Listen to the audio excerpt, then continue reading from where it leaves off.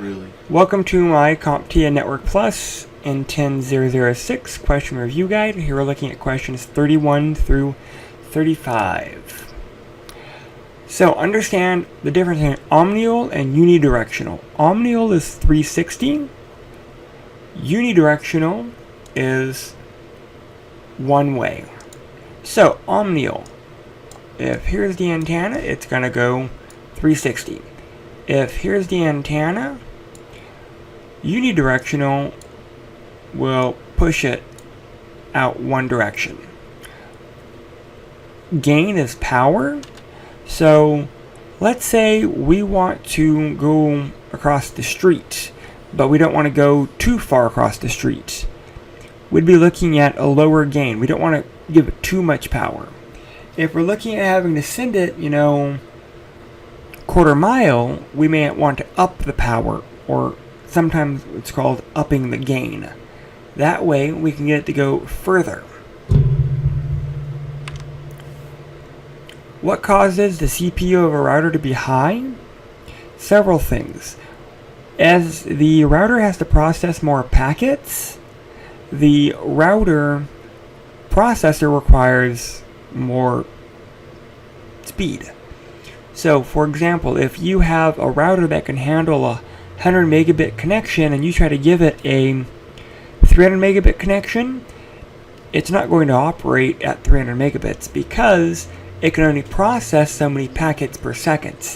PPS, packets per second. So, things like a large IP table, things like too many packets, that all increases CPU speed. What is the purpose of a rollback process? And what's the purpose of a maintenance window?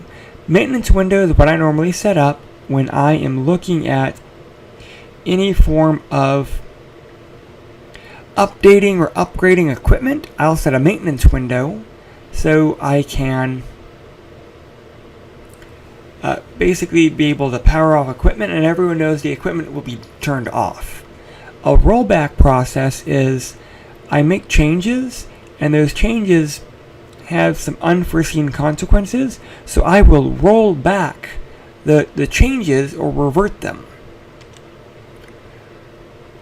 Types of cables, remember we're looking at a straight through or a crossover. Those are the big two.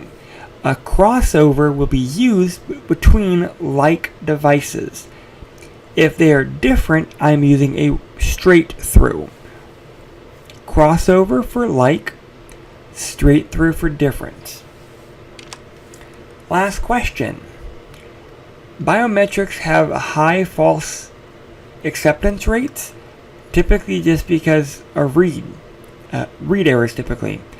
A false acceptance rate is a high rate of normally false acceptance. I put my finger on the thumb scanner and does it read it? If it reads it and I have permission and I don't get accepted, that's not a false acceptance, that's a false failure. A false acceptance is I put my finger on the thumbprint, I know I don't have access, however the system grants me access. Biometrics have a very high false acceptance rates, and that's typically due to just the quality of the biometric scanners, though in the last several years they've been getting better, helping to reduce the false acceptance rates. Alright, that's these 5 questions. If you have any questions or concerns, please let me know. Leave a comment below and I'll try to get those answered as quickly as possible. Thank you.